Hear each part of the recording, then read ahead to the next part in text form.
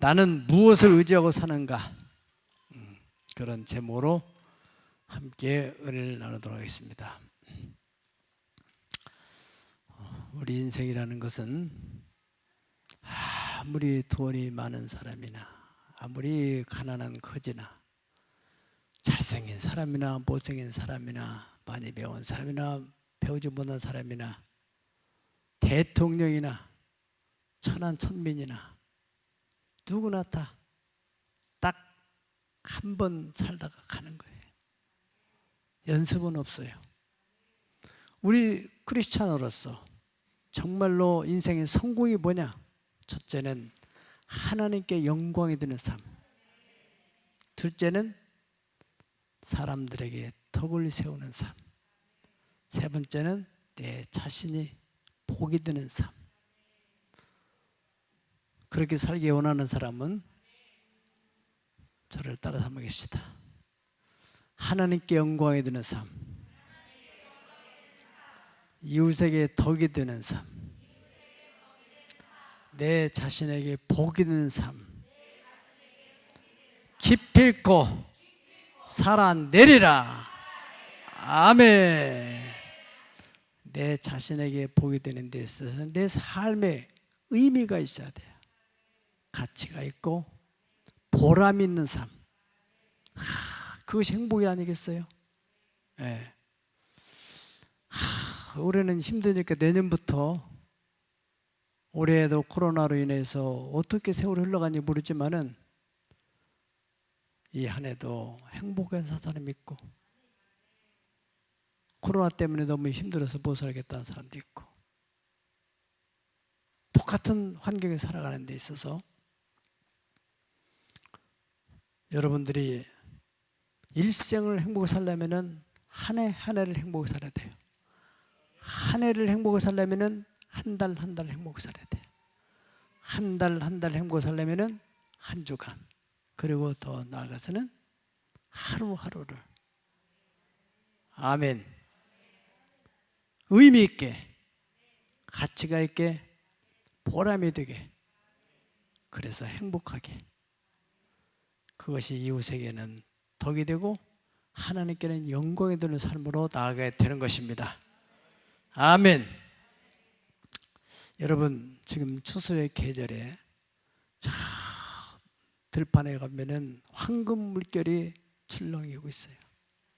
우리는 그냥 보기에 야, 좋다, 멋있다, 그렇게 말하지만은 실제로 그 농사를 지은 농부 입장에서는, 그래, 내가 봄에 그리고 한여름에 씨를 뿌리고 그 더위를 무릅쓰고 가꾸고 보살피고 했더니 이렇게 털스럽게 잘 여물었구나. 보람이 있어요, 보람이. 예. 보통 사람은, 수고를 하지 않은 사람은 야, 참 멋있다, 이 정도지만, 여러분, 보람이라는 것은 수고의 대가를 지불한 사람만이 느낄 수 있는 특권입니다. 이제 우리가 11월 첫 번째 주 추수감사절에 오후 예배를 우리 힐링 캠프에 가게 될 텐데, 여러분들이 가서 보면은 보람을 느낄 거예요. 내가 어려운 가운데서도 하나님께 드린 그 헌금이 이렇게 잘 쓰여졌구나. 내가 비록 헌금 못했을지라도 몸으로라도 이렇게, 기도라도 이렇게 했는데 이렇게 잘 됐구나. 여러분, 당연한 게 아니에요. 송전지타가 사기를 당하고 업자가 부도를 내기도 하고 그렇게 됐다면은, 여러분이 내가 헌금을 했는데 가보니 뭐야, 이게 지타가 말아가지고 이게 어떻게 된 거야? 얼마나 허탈한 마음이 생겼겠어요. 그렇잖아요. 농사 짓는 농부가 열심히 했는데 가을에 다 축장만 생기면 얼마나 허탈한 마음이 생기겠어요. 네. 나름대로 열심히 했는데,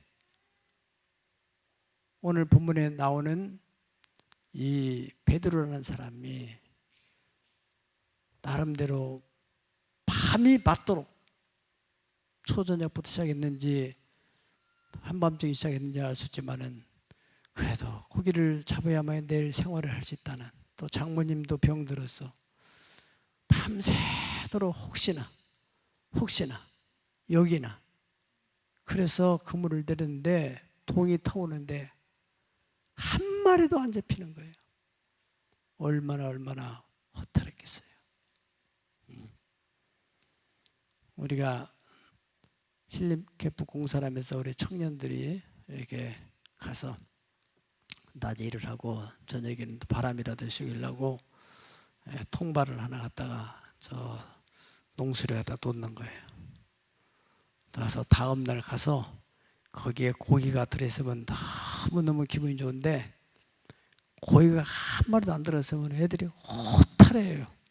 그 눈빛이 나는 뭐라고 위로할 길이 없는 거예요. 아니 그거 자기가 수고한 것도 아니고 그냥 잠깐 왔다가 온 건데 허탈해. 여러분, 보람이라는 거, 여러분의 삶에도 여러분이 수고한 것에 대한 보람을 찾는다면 얼마나 좋겠어요. 오늘 베드로는 밤새도록 고기를 잡으려고 애를 썼지만은 못 잡아서 너무 허탈한 그런 상황에 예수님께서 이제 저 깊은 데로 가서 그물을 내려봐라. 그럼 베드로가 뭐라고 합니까? 내가 밤이 새도록 잡은 것이 없지만은 이제 말씀에 의지하여, 다 합시다. 말씀에 의지하여 그물을 내리겠습니다. 그러면 밤새도록 뭐에 의지해서? 밤새도록은 자기의 경험에 의지해서, 지식에 의지해서, 어떤 사람의 조언에 의해서 여기에 내려봐 저기 내려봐 안 잡힌 거예요. 여러분, 베드로는 지금까지 자기의 경험에 의지해서 고기를 잡았지만은 잡은 것이 없어서, 물론 그 전에는 그걸로 생계를 유지하는데 별 어려움이 없었던 거예요. 그런데 어느 날, 바로 그날 경험이 통하지 않는 거예요.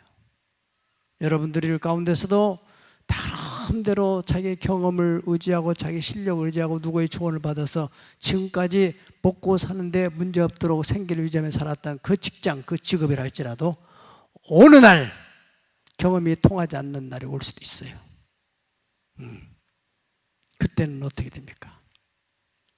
바로 하나님이 개입하려고 하시는 비밀의 경륜이 있다는 사실을 기억하시기 바랍니다. 사람들은 지금 다 나름대로 자기의 경험을 가지고 살아왔는데, 이 코로나라고 하는 이러한 바이러스가 발생하면서 정말로 앞길이 막막하고 직장의 생활이 어려운 사람들이 한두 가정이 아니잖아요. 사업장에 문을 닫는 사람들이 있고, 어떤 사람은 세상의 정보를 의지하고, 어떤 사람은 부모 의지하고, 어떤 사람은 자식 의지하고, 친구를 의지하고, 친척 의지하고, 돈을 의지하고, 어떤 권력자를 의지하고. 여러분, 권력이라도 유효기간이 있는 거예요. 그 권력자 의지하다가 그 권력이 끝나고 나면 뭐가 되는 겁니까? 사사시대에 베들레헴에 나옴이라고 하는 한 여성이 살고 있었어요. 남편 엘리멜렉과 더불어서 두 아들 말론과 기룬, 행복하게 살았어요. 농사를 지면서 생계주의하는데 아무 문제 없도록 그렇게 여유 있게 살았는데, 어느 날 기근이 찾아왔어요. 이제는 수고해도 아무 효과가 나타나는. 근데 사람들이 저 모압 땅으로 가면은 먹고 살 수 있는 길이 있고, 거기는 여러 가지 음식물도 많고 농사도 잘 수 있다더라. 그 말을 듣고서 베들레헴을 떠나서 거기를 갔어요. 가서 그 사람들이 한 말대로 먹고 사는데 문제 없었어요. 그래서 거기서 큰아들도 둘째들도 장가도 보내고, 아주 이 다섯 식구가 더불어서 행복하게 살았어요. 그런데 어느 날 남편이 원인을 알 수 없는 병으로 시러시 앓다가 죽는 거예요. 또 이어서 얼마 있지 않아서 큰아들도 둘째아들도 다 죽었어요. 과부 셋 남았어요. 이거 어떻게 된 거냐? 내 삶이 이게 뭐냐 이게. 나오미가 얼마나 허탈했겠어요. 그런데 또 누구를 통해서 듣기를 여호와께서 그 베들레헴에 복을 내리셔서 풍족하게 사람 산다더라. 그는 생각했을 거예요. 돌아갈까? 되는 여 그냥 살다 말까? 그 마음속에 그래도 창피하고 사람들이 비난한다 할지라도 무릅쓰고 내가 돌아가야 되겠다 결심을 하고 돌아갔더니 하나님께서 보아스라는 사람을 만나게 하고 제 인생을 살 수 있도록 길을 열어줬다는 것입니다. 이 사건을 통해서 하나님께서 우리에게 주시려고 하시는 말씀이 뭐겠어요? 내가 사람을 의지하고 환경을 의지하고 살지 말고 베들레헴 거기서는 떠나서는 안 될 곳이야. 베들레헴이라는 문자적으로는 떡집이야. 떡집. 떡이 있는 곳이야. 영적으로는 바로 하나님의 언약이 있는 곳, 메시아가 바로 거기에 탄생될기로 약속된 그런 자리, 그런 자리임에도 불구하고 때로는 흉년이 올 수도 있고 어려움이 올 수도 있어. 그 자리에 언약의 자리에 머물러 있어야 된다. 할렐루야. 네. 거기만 있었더라면 조금 어려움은 있었지만은 남편이나 자식은 잃어버리지는 않았을 거 아니겠느냐 하는 얘기입니다. 여러분, 똑같이 유사한 그런 환경에 대한 얘기를 창세기 26장에서 하고 있는데 거기에 이삭이 살던 그 지역 가나안 땅에 어느 날 흉년이 온 거예요. 사람들이 여기서는 못 산다. 다 애굽으로 내려가고 있을 때 이삭도 보따리를 싸서 내려가려고 준비를 하는 중에 하나님의 말씀이 들려요. 이사야 창세기 26장 2절 3절 4절 시작. 여호와께서 이삭에게 나타나사 이르시되 애굽으로 내려가지 말고 내가 내게 지시하는 땅에 거주하라. 이 땅에 거류하면 내가 너와 함께 있어 내게 복을 주고 내가 이 모든 땅을 너와 내 자손에게 주리라. 내가 내 아버지 아브라함에게 맹세한 것을 이루어 내 자손을 하늘의 별과 같이 번성하게 하며 이 모든 땅을 내 자손에게 주리니 내 자손으로 말미암아 천하 만민이 복을 받으리라. 아멘. 이삭은 이 말씀에 의지하고요 순종하고 그 땅에 거주하기로 작정을 했어요. 그러는 뒤에 창세기 26장 12절에서 13절까지 보면은 어떤 얘기가 나옵니까? 이삭이 그 땅에서 농사하여 100배나 얻었고 마침내 큰 부자 거부가 되었다. 할렐루야. 성경에 하나님은 애굽을 세상으로 표현합니다. 세상. 그래서 이사야 31장 1절 3절 보면 도움을 구하려고 애굽으로 내려가지 말아라. 그런 사람들은 화가 있을진저 그들은 말을 의지하며 병거의 많음과 마병의 심히 강함을 의지하고 이스라엘의 거룩하신 이를 의지하지 아니하는 것이다.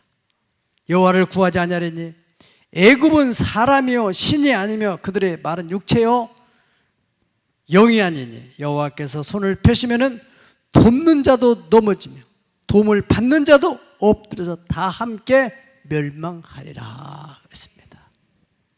돕는 자, 도움을 구하는 자 다 멸망한다는 거예요.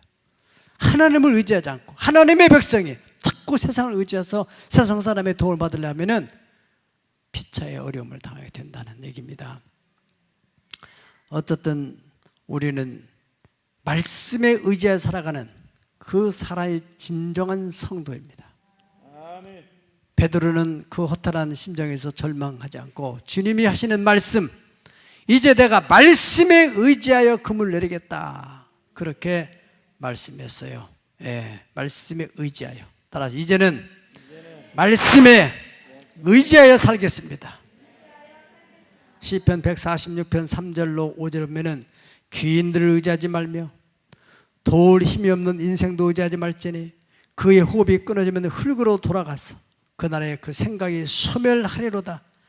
야곱의 하나님을 자기의 도움으로 삼으며 여호와 자기 하나님에게 자기의 소망을 두는 자는 복이 있도다. 아멘. 귀인도 의지하지 말라는 거예요. 세상에 권력 있는 사람이라고 의지하고 뭐 대통령이면 뭐 천하의 무적인 같지만은 여러분 다 임기가 있는 거예요. 성경에도 이사야라고는 선지자가 학자들이 하면은 우시아 왕하고 인척지간이었대요. 그러니까 얼마나 그 왕을 의지하며 살았겠어요. 선지자가 그 뒤에 그분이 회개하는 내용을 보니까 화로다 나의 망이 되었다. 입술에 나는 부정한 사람이었다 하는 표현을 볼 때 이사야는 아마 그 왕의 비유를 맞추는 이 입술로 립 서비스를 하며 살았을 것 같아. 그런데 어느 날 우시아 왕이 갑자기 죽은 거예요. 물론 하나님이 데려간 거지. 그때 이 이사야는 자기가 의지하는 그 왕이 죽었으니까 얼마나 허탈해졌겠어요. 그 든든한 백그라운드가 무너졌으니까. 그때 하나님이 개입을 하시는 겁니다. 하나님께서 성전을 끌어오시고 성전에서 하늘의 영광을 보여주고 천사들이 하나님을 섬기는 모습을 보여주면서 그 광경을 보는 순간에 이사야가 자기 모습을 보게 되는 거예요. 거기서 통곡을 하면서 화로다 나는 망하게 되었다. 나는 입술이 부정한 사람이야. 입술이 부정한 건데 하면서 만군의 여호와 앞에 그렇게 살았다 나는. 그때 하나님이 천사를 통해서 이 화절을 갖다가 요즘은 잘 안 쓰는 얘기지만 옛날에 인두 같은 거, 인두 다리미 쓰던 거기다가 막 시뻘겋게 불을 달궈가지고 이사야의 입술을 막 짓는 거예요. 더러움을 취하는 거예요. 세상을 의지하고 세상 비유 맞추며 살았던 그 하나님의 메시지를 전가해야 될 거룩한 입술이 그렇게 살았다는 것에 대해서 거기서 그가 회개하고 완전히 철저히 거듭남으로 말미암아서 새로운 눈이 열리게 됩니다. 6장 지나서 7장으로 가게 되면은 이제는 막 예수님이 동정녀 처녀를 통해서 잉태할 것에 대한 계시의 문이 열리게 되는 거예요. 할렐루야. 다음에서는 넘어가서 뭐 이사야 53장 같은 데 보면은 예수님이 어떻게 돌아가시고 그 돌아온 예수님이 십자가 지신 그 역사가 성도들에게는 어떠한 은혜가 임하게 되는지, 그가 찔리면 우리의 허물을 나며 그가 상함으로 우리의 죄악을 내며 그가 징계를 받으며 평안을 누리고 그가 채찍에 맞음으로 우리는 남을 얻게 된다. 우리는 다 양같이 그렇다 행하여 제갓길로 갔지만은 여호와께서는 우리 무리의 죄악을 그에게 담당시켰다. 아멘. 그런 계시가 열리게 돼서 당당한 하나님의 종으로 살아가게 되는 것입니다. 왕을 전 여러분이 하나님을 깊이 만나려면 여러분이 의지하는 그 끈을 끊어야 되는데 우리 힘으로는 잘 안 되는 거예요. 어느 날 하나님이 끊게 만드는 거예요. 잠언서 16장 20절에 보면 삼가 말씀에 주의하는 자는 좋은 것을 얻지만 여호와를 의지하는 자는 복이 있으리로다. 시편 40편 4절 다 같이 시작. 여호와를 의지하고 교만한 자와 거짓에 치우친 자를 돌아보지 않냐는 자는 복이 있도다. 역대하 13장에 가면요, 남쪽 유다 왕 또 북쪽에 이스라엘 여로보암 왕과의 전쟁이 일어나게 됩니다. 배경을 잠깐 말씀드리면은 여러분이 잘 아시는데 솔로몬 왕 이후에 그 아들 르호보암이 대를 이었어요. 그런데 르호보암이 나이가 어려. 여로보암이라고 하는 느밧의 아들 그 신하가 반란을 일으켜가지고 나라를 쪼개서 북쪽 이스라엘을 만들었어요. 거기에 10지파가 따라갔어요. 그러니까 이 남쪽 유다는 얼마나 그 유다 지파와 이제 그 자그마한 지파 베냐민하고 같이 이렇게 있는데 그 여로보암이 경륜도 있고, 근데 이제 르호보암은 죽고, 르호보암의 아들 아비야가 이제 대를 이어서 이제 나라를 다스리는, 그때 이 사람이 이때다 해가지고 북이스라엘이 80만 대군을 이끌고 공격하게 됐어요. 남쪽 유다는 40만, 2대1이야. 지금같이 무슨 핵무기나 미사일을 쏘는 시대도 아니고 그저 칼로 창으로 싸우는데, 한 사람인데 두 사람이 공격하는데 어떻게 그걸 당해내겠어요? 당연히 이스라엘이 이기겠죠. 그런데 결과는 13장 18절을 보면은 그때 이스라엘 자손이 항복하고 유다 자손이 이겼으니, 이는 그들이 어떻게 했기 때문에? 그들의 조상들이 하나님 여호와를 의지하기 때문에. 할렐루야. 이스라엘도 하나님을 믿는 사람들이고 남쪽 유다도 하나님 똑같은 믿는 사람들인데, 결과적으로 또 이스라엘이 이길 수 있는 가능성이 많은데 왜 이스라엘이 졌느냐?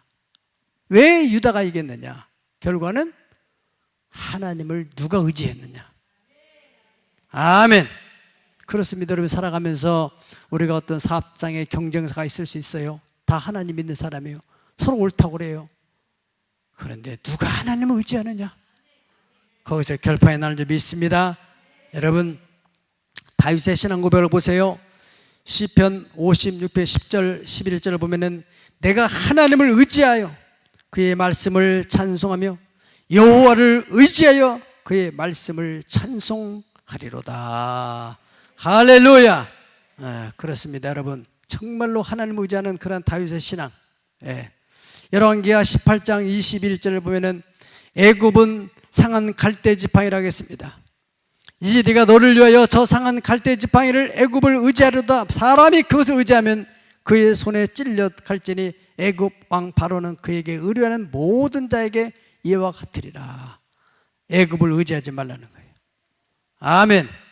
잠언 3장 5절 6절에 보면 너는 마음을 다하여 여호와하고 네 병처를 의지하지 말라. 범사에 그를 인정해라.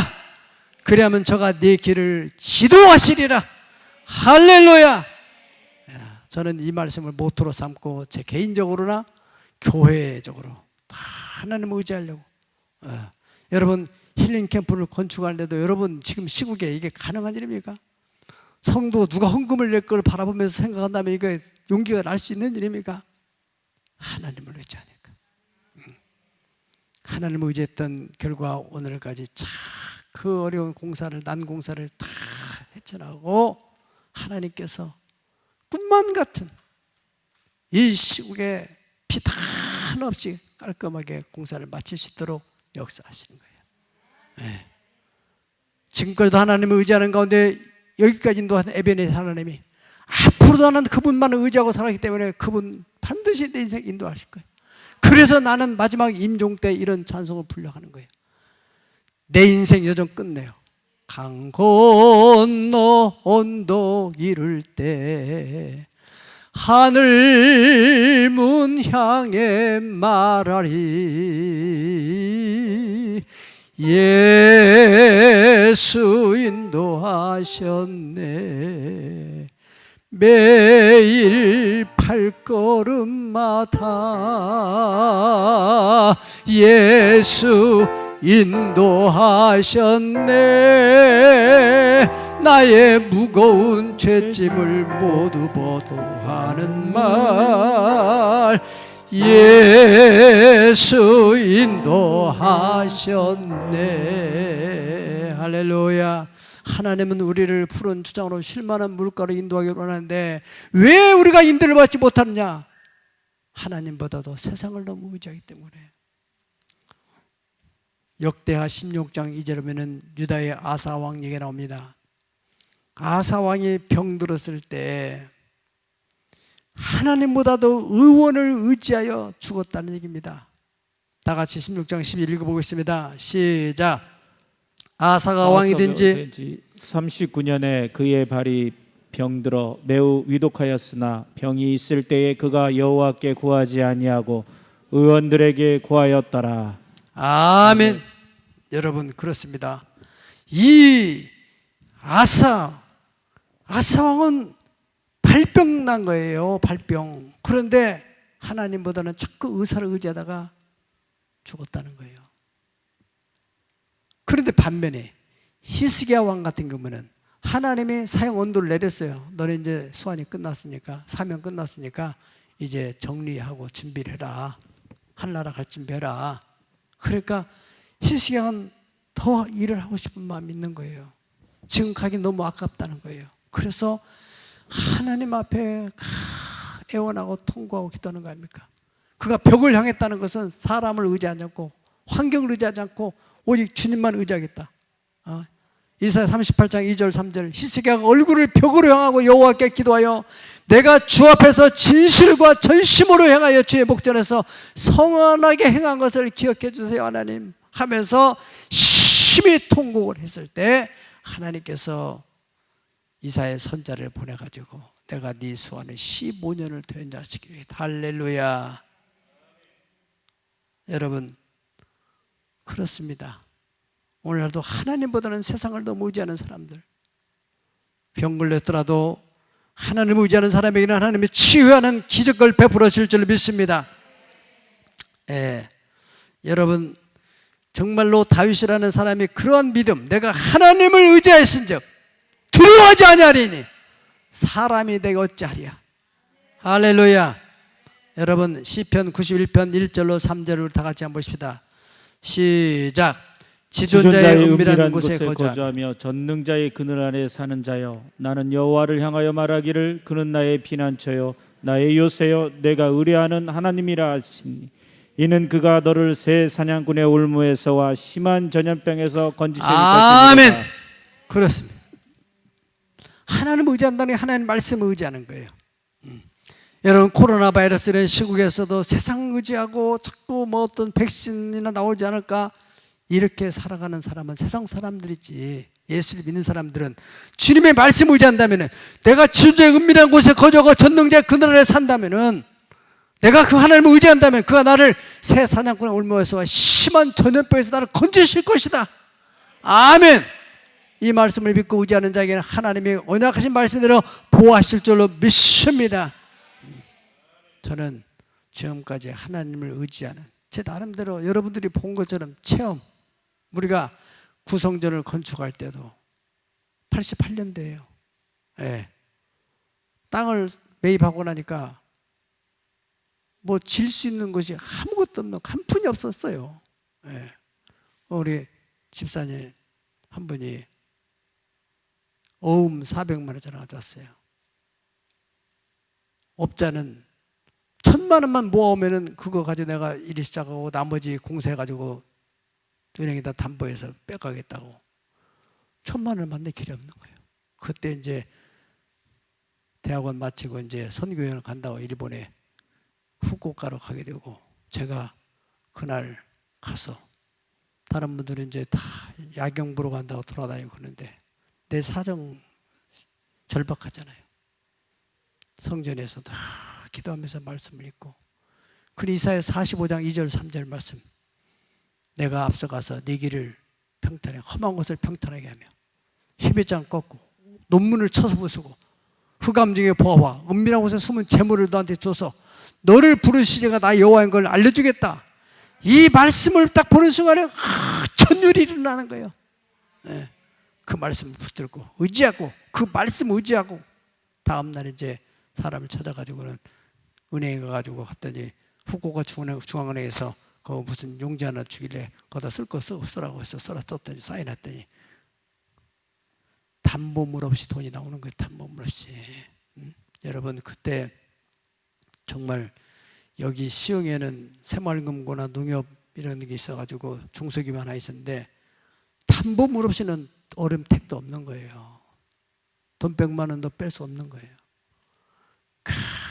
거기서 007백을 다 믿음을 가져갔잖아요. 영화에서만 볼 수 있는 그 돈, 완전히 쌔바돈으로 이렇게 뭉치를 마른 거 있잖아. 한 번도 안 만나봐 그런 거. 감은, 허리 감은 돈 있잖아. 뭉치 돈 이렇게 뭉치 이렇게 007백을 다 넘어가지고 돌아오는데 영화의 한 장면 같지 얼마나 내가 주인공이 되기 보냐. 그때부터는 뭐 일본이 안 보이는 거야. 빨리 나는 집에 돌아가야 돼. 잘 때도 이놈을 붙들어가자. 그래가지고 현금으로 바꿔 한국 돈으로 바꿔가지고 나머지 잔금 치르고 공사를 하게 된 거 아니에요. 여러분 사실이잖아요. 사실. 이 땅을 매입할 때도 마찬가지입니다. 이 땅을 매입해야 되는데 8억 6천. 그러면 적어도 10분의 1이라도 있을 거 아니겠어. 8,600 그래야만이 계약을 하잖아. 한 푼도 없는 거예요. 성도도 여기저기서 꾸가지고 왔는데 4,600만 원. 이거 가지고 뭐 어떻게 계약을 해줄까? 20분의 1. 그래 그 주인이 계약을 해준다고 했어. 말씀에 의지하여 계약을 했지요. 그때 주신 말씀은 신명기 11장 11절 12절. 우리 성도도 오래된 사람들은 다 그걸 아주 사진에다가 다 그걸 넣어놓고 암송을 했어요. 너희가 건너왔을 땅은 산과 골짜기에 있어서 하늘에서 내린 비를 흡수하는 땅이요 네 하나님 여호와께서 권고하신 땅이라. 새초부터 새말까지 여호와의 눈이 항상 그곳에 있으리라. 주야로 묵상하고 이걸 붙들고 의지하고. 그런데 하나님께서 국민은행 본점 명동의 본점을 열었어요.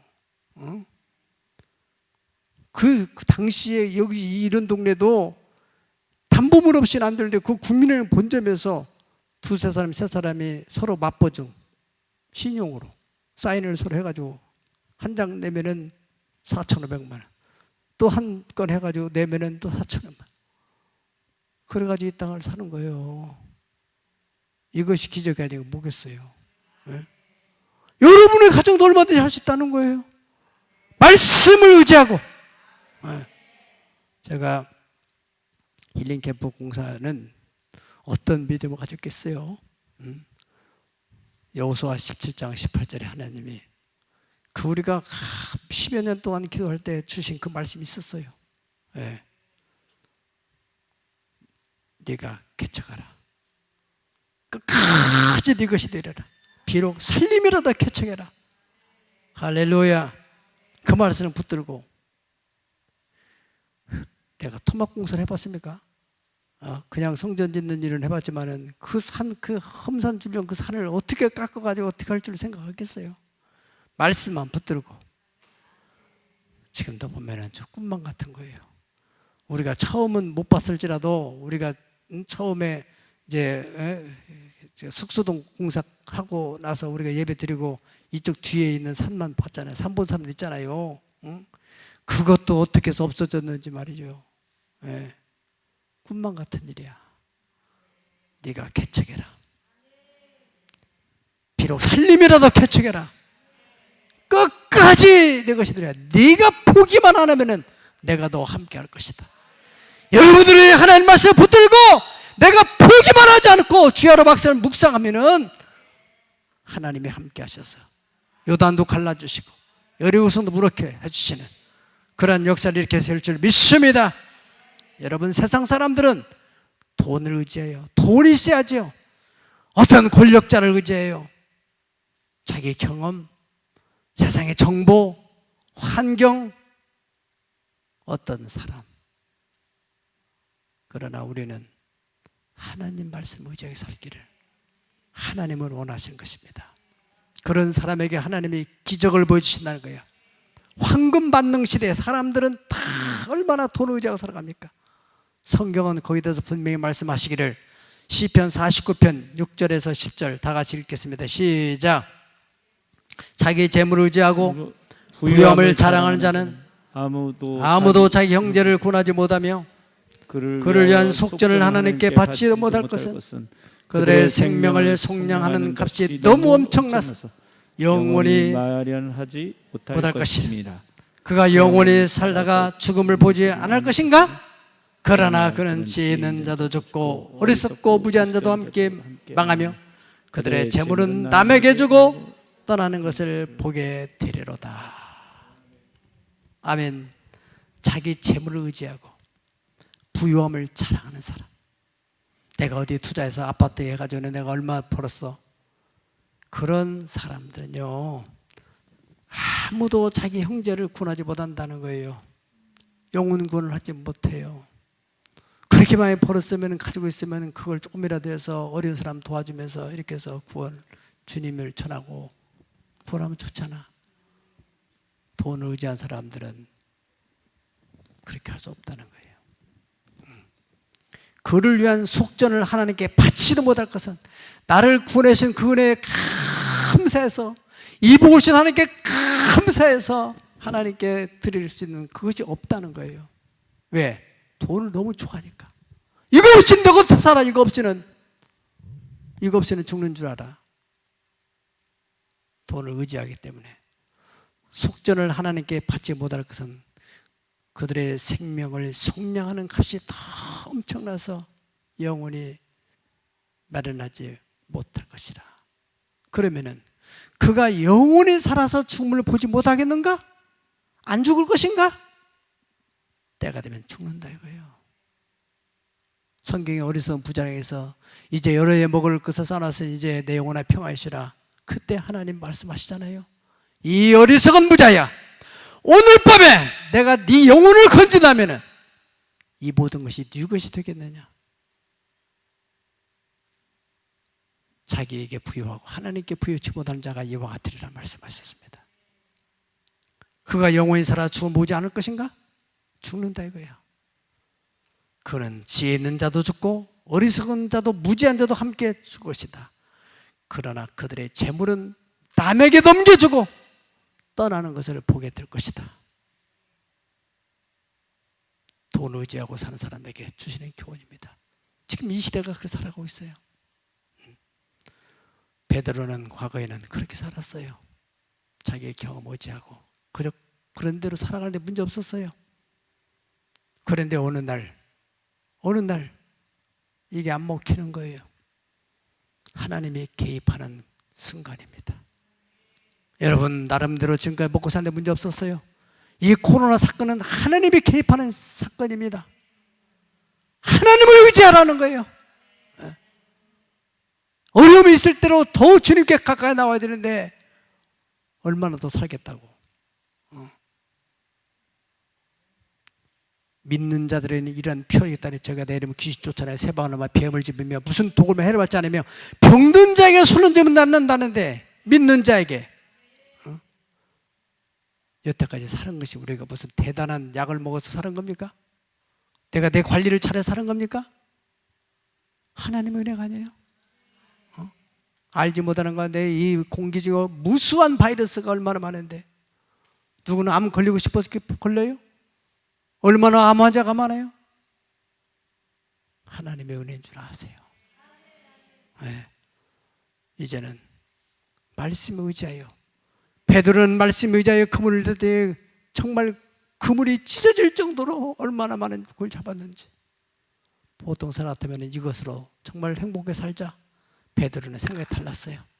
아, 이렇게 살아서는 안 되는구나 이제. 그걸 다 버려두고 예수님을 쫓아가는 거예요. 삶의 대전환이 일어났어요. 보통 사람이 이해할 수 없는 것이죠. 이제는 철저히 말씀 의지하 살아야 됐구나. 그 한 번의 사건으로 인해서 베드로의 삶이 완전히 달라지는 거예요. 달라져. 그래서 베드로는 수제자가 되고 천국에서까지 그의 이름이 영원토록 아름답게 영화롭게 되어질 것이에요. 하나님은 살아계십니다. 오늘날도 동일하게 하나님 역사하십니다.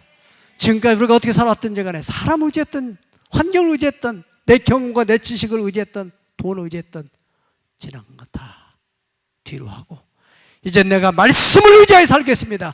주여 내게 말씀하시옵소서, 내게 말씀하시옵소서. 그러면 내가 그 말씀대로 될 줄로 믿습니다. 의지하고 살겠습니다. 그래서 여러분의 삶에 그 놀라운 기적을 하여 하나님께 영광이 되고 많은 사람에게 덕을 끼치고 여러분에게는 복이 되고 의미 있고 가치 있고 보람된 인생을 살아낼 수 있기를 예수의 이름으로 축복합니다. 축복합니다.